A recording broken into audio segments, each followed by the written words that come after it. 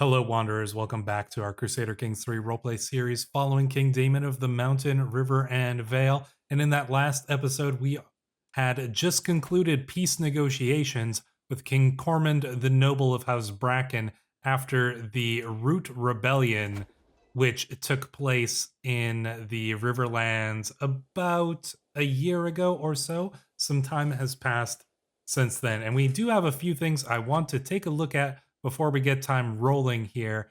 Number one among those is our son, Prince Ormond, has formed a cadet branch, House Osprey, and that is from one of the suggestions that we got in the comments of the last video. There were quite a few good ones. I had a little trouble picking at first, and I thought going with House Osprey would be pretty fitting because that is a bird which is known as the River Hawk.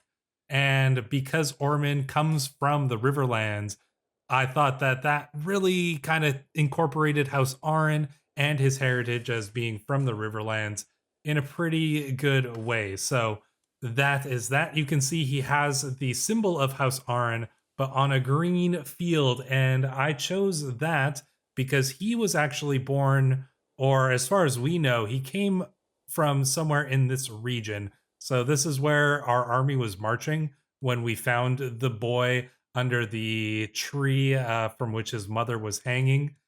And this part of the trident is actually known as the Green Fork. We've got the Green Fork. I believe this one's the Red Fork here in the middle, and then the Blue Fork. I think I got those right. This one's definitely the Green Fork. And so I have chosen the colors green as his house colors to symbolize his heritage as being born on the Green Fork of the Trident River, as well as being from House Arryn. So, and honestly, I think it looks really cool. So that's that. Prince Ormond here. I will note, so he has fair market. We've given him these vassals here that the title used to hold. And I will point out that, and I didn't make this happen here, but his squire is actually the Lord of House Root now, who inherited from his father after his father was banished. So Titus of House Root, who still rules this one castle, is now the squire to Ormond. I did not set that up. That just kind of happened on its own. His father does now reside within the lands of King Cormund here, which makes a lot of sense. But yeah, so Ormond here. I will point out this is something I did do. So Ormond, John, and Mazart all grew up in the Eyrie together. The three of them are very similar age. There's only 3 years, I believe, or 2 years between. Not even. There's only a year between Ormond and John and Mazart. And so I imagine the three of them grew up together pretty well. And so I've gone and actually made this kind of triple friendship between John, Ormond, and Mazart because I figured all three of them grew up together. And that just seemed really fitting that they would have this kind of friendship with each other. So I've arranged that. I will also point out that Ormond had a son. You saw his wife was pregnant in the last episode. He had a son who ended up inheriting his wife's trait, but she actually died in childbirth. And so now, after a year later, Ormond has remarried, and he has actually married the sister of his good friend here in House Frey. So Ormond is married to Lady Lancia, who is obviously, like I just said, a member of House Frey, and the sister of his good friend. So maybe that would lead to a little bit of tension. But in any case, she is also pregnant as well. So looks like House Osprey will be continuing that lineage. Is it Osprey or Osprey? Not really sure. I'm sure somebody will correct me in the comments below. But in any case, I think that's all we need to cover in regards to that particular situation. I did go and give a Mazart a mustache, so we were kind of joking about it. But I've actually gone and given some certain characters from the Vale and the Riverlands. If they're under 25 years of age, I went and gave them a mustache because somebody pointed out maybe it's just the fashion in the region right now, and I think that is pretty fitting. So I made all the young men of the courts of this kind of area switched them all just to having mustaches. And I have this personal theory that maybe it was all sparked by our brother Orson, who is, generally well liked and well respected. He's the uncle of John and things like that. And he's got the mustache. So maybe he was the one who started it all with the mustache fashion. Anyways, that was a bit of a tangent.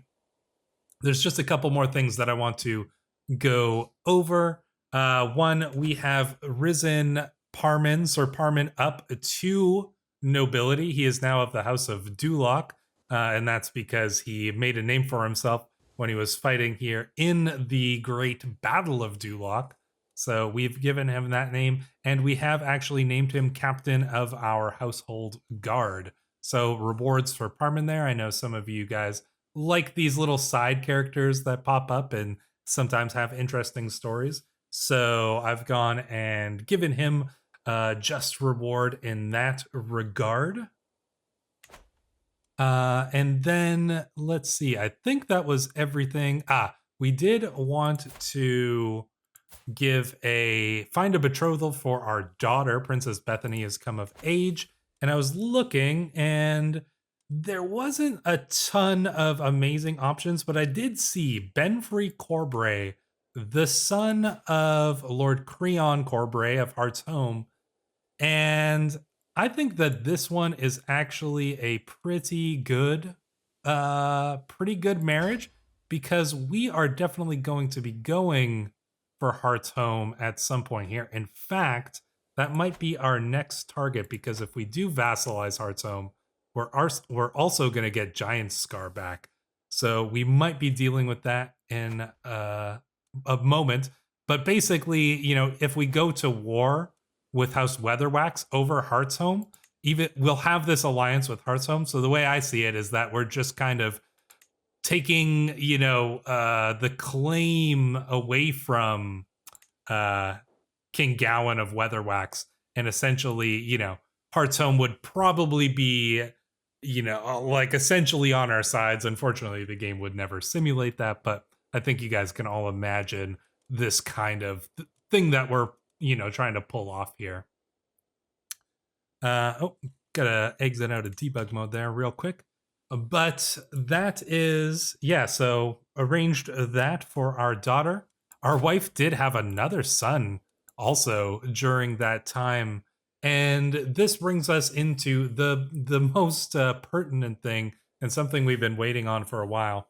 And that is Gulltown. So you'll notice here that we have arranged a betrothal between our new son, like brand new son. He just was born here, like just a few months ago, with Lady Berenda of Gulltown. And that is to solidify our opportunity here to offer vassalage to King Torgold, the Sage of House Grafton here. And we had to do a lot. As you can see, we had to make him our friend. We had to, increase his opinion of us. We had to get the alliance. So I was really struggling. You'll see that the alliance thing gives us plus 20. So I was struggling to get that last little bit. So we had to find an alliance with him. Luckily, we were able to get that alliance by arranging for the betrothal between our newborn son and his young daughter. And that's all it takes. So we are going to offer vassalage. And you'll notice here, he's actually offered us a lucky rabbit's paw as a gift, which is nice. So we will accept. But here we go. We should get time rolling here. There we go. Gladly accept your marriage proposal. That is Lord Creon. So there we go. Heart's Home was probably going to be our next thing here.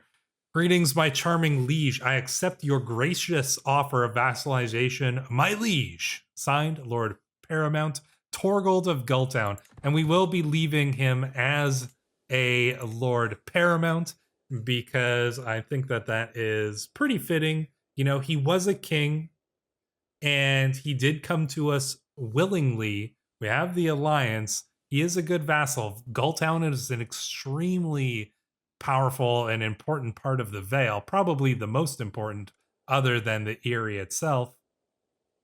And so having Lord Grafton, Lord Paramount Grafton, I should say, as our vassal is extremely, extremely useful. So keeping him happy is pretty good. So here we go. Look at this. We've connected the Eyrie all the way to Gulltown, which is going to be a big boost of power for our realm.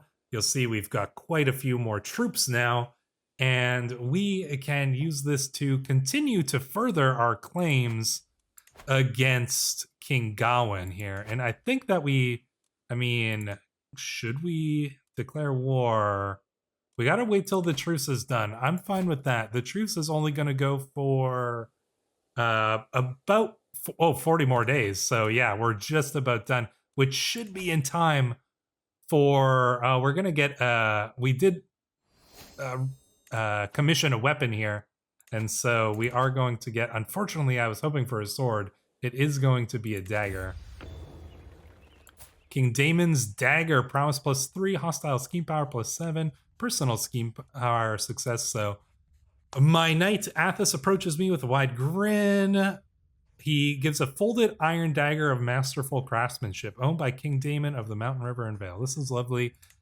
I'd love a sword. I mean, I'd love a Valyrian steel sword, but it's going to be, you know, there's only a limited amount of those in the world. So we might be able to get one in a siege or something like that. But in any case, we do have this dagger. Let's take a look at it. I mean, we might as well. I mean, yeah, let's have this dagger. Sure. So yeah, here we go. The truce will expire shortly here, and we will take that opportunity to solidify on the alliance we just made with Heartsholme, and we shall take them under our wing, pun fully intended.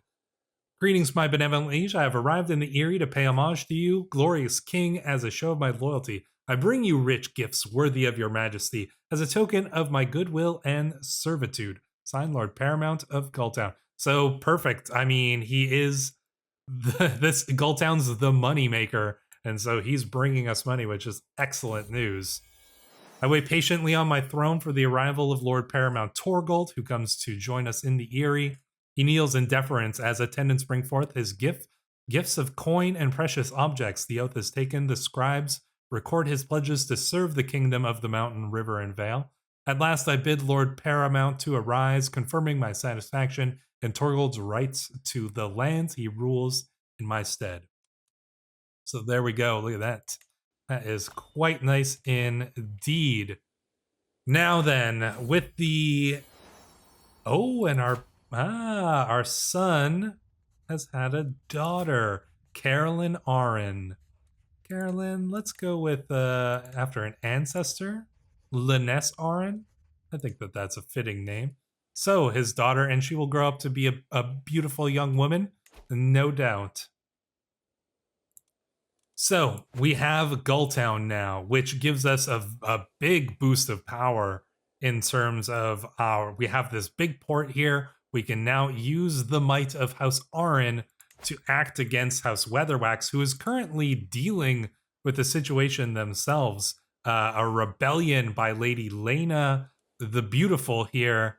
So we're going to take that opportunity. We are going to capitalize on that, and we are going to siege the Duchy of Heartsholme here and bring our allies over to us. So the war is going to be declared. Does he have any allies we need to worry about? Hornvale. Not really. We could probably avoid calling in our allies this time. I'm hoping. So yeah, we're going to raise up our army and we're just going to deal with them themselves. We don't need to call in on King Jandin and the King of Tarth, King Redmond here every single time. So we're going to go in and deal with this ourselves. So We're going to send our army to engage with his first and foremost. I'm not going to do with the board game. We've got more important matters to deal with. Let's actually gather the army up here. I think we'll probably take command ourselves, and then we're going to probably just march right into his capital. Honestly, if we could capture him, that would be amazing. We'll see if we are able to do so. So our army is marching in towards the castle of Marbletop. Yeah, I think that will be, or Marbletoft. In any case, it's probably not a very good castle. So I think we'll probably be able to siege it down fairly quickly. He still has to deal with his rebellious vassal, which will give us time to siege down his capital. And he's with his army. So you know what? I'm tempted. You know, I'm going to break off the siege. I'm going to go with the main bulk of the army. Oh no, never mind. Can only have a small amount. You know what? I'm going to keep these 1,000 troops here instead. And I'm going to take the bigger army. Oh wait, that is how it is. I thought for some reason the 1,000 troops were the ones that were marching. But it doesn't. Yeah, there we go. Okay, so 1,000 troops are going to stay. They will continue the siege under Sir Parman's leadership. And we are going to engage with the forces of Weatherwax here. Oh, didn't get there in time. Oh, perfect. The army of, I don't even know who the heck this is who came in here. I guess an ally of hers. Yeah, this is the Lord Branston of Chairlish.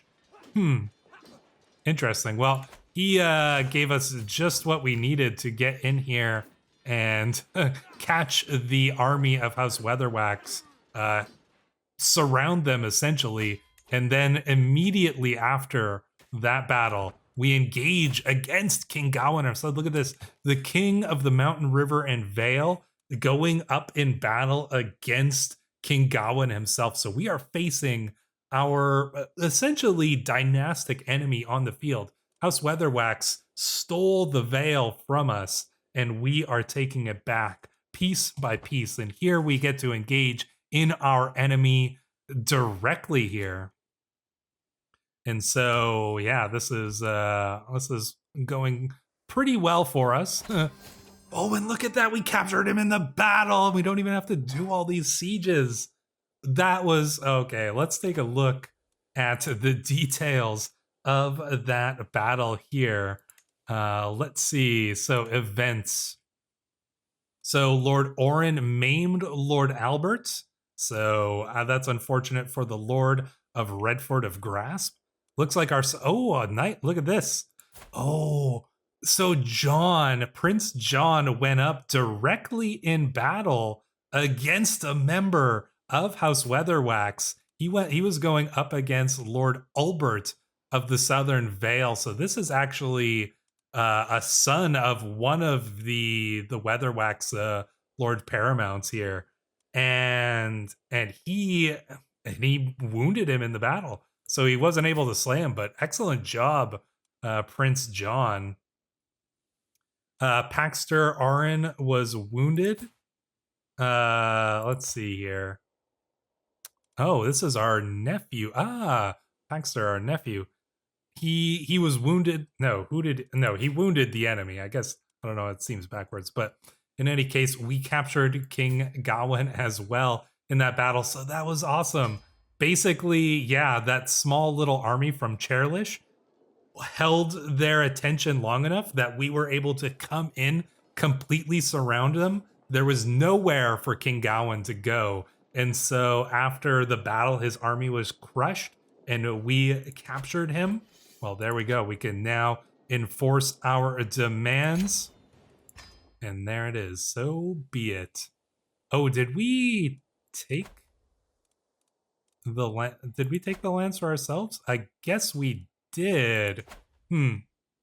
I was really hoping that House Corbray would continue to hold that. I might go and use the console commands to fix that, because I think our intention And I think you can all agree that this makes the most sense. Our intention was to essentially side with Lord Creon here and, bring him under our vassalage rather than uh, the Southern Vale. I think that makes sense. I'm probably just going to go and change that because our intention really was that our ally, who we literally just got a marriage with, would be able to retain his position. And Hearthstone is the main seat of House Corbray. So I'll probably go and change that. But that was truly an epic. Well, maybe not epic, but the story wise, you could totally imagine that happening in Game of Thrones, where his army just gets surrounded and he gets captured. And there we go. We can enforce our demands.